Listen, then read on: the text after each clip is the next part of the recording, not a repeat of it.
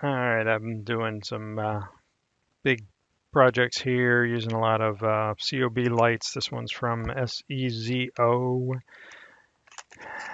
and so a 12 volt COB, 5 meters, and pretty hefty 70 watts. So 416 LEDs per meter, 4,000 color temperature, kind of my sweet spot for those. Again, 12 volts and not waterproof.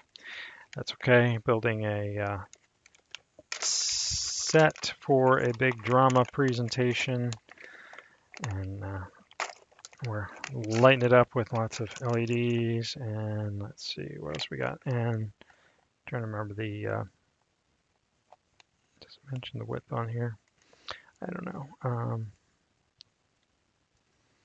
Trying to think if these are 8 or 10 millimeters. Look more like 10, but I could be wrong.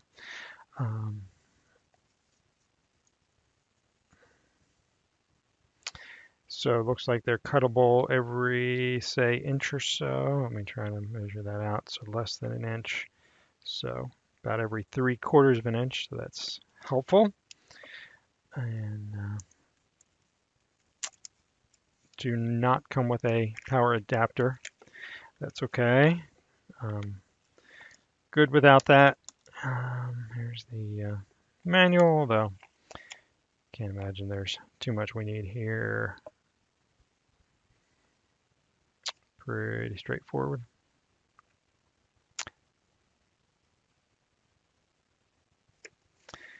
So comes with a little bit of extra tape. Like most of them, they've got the sticky tape on the back, a couple mounting strips that you can glue on and clip around there, possibly even the wire there to hold that down. Comes with a little bit of extra wire for, I guess, if you're splicing and doing that. And looks like this is meant to be a splice-free connector.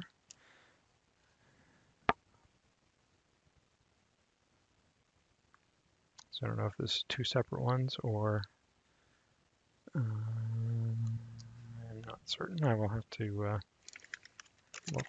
There was something else in the package here, so maybe there are. No, just so if you need screws to screw down the clips, got those. I don't know if the instructions here talk about these couplers, and they do.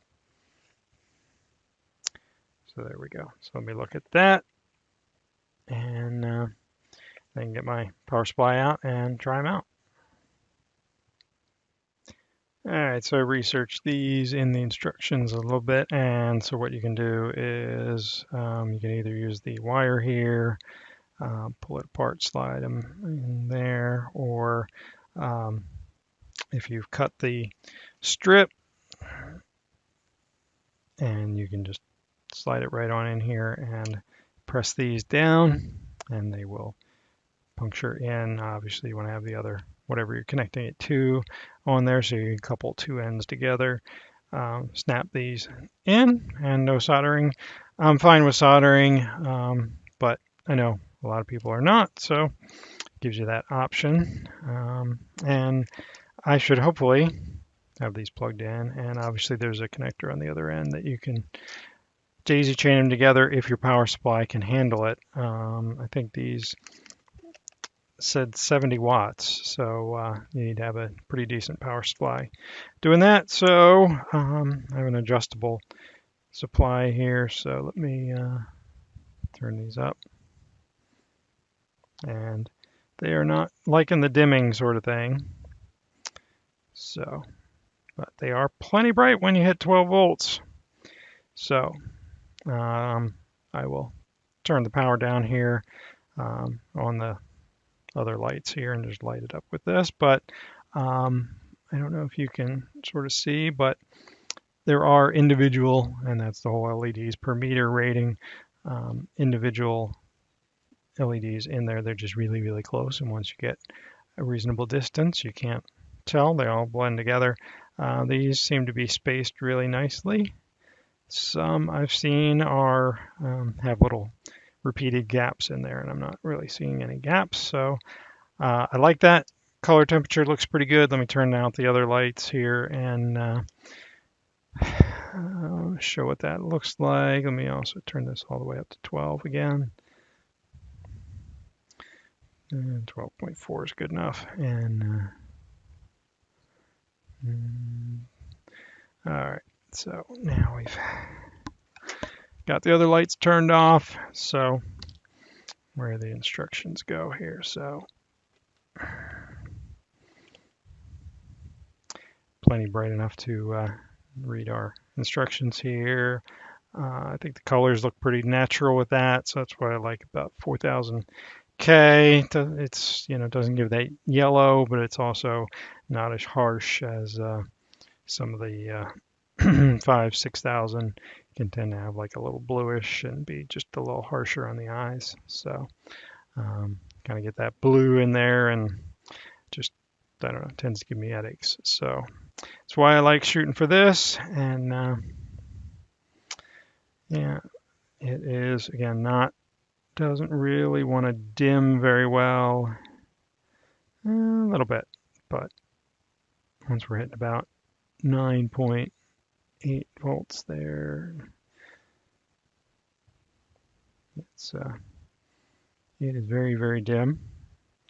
So, and they're hitting right around 9, so pretty much looks off. So anything above that, it is dimming and now brightening, and I want to be careful to not go above the 12 too much because this can do 24 volts and we don't want to blow them out, but plenty bright and obviously nice and bendable. So if you're going around edges, things like that, you can't bend it that way very, very well. So that's the whole cutting and whatever if you need to make that kind of corner. But going around things this way is bends really well. And yeah, has a little bit of warmth to it now here on full volume for a little bit, but pretty efficient for what they're doing. So hope that helps you out. Have a great day. Take care.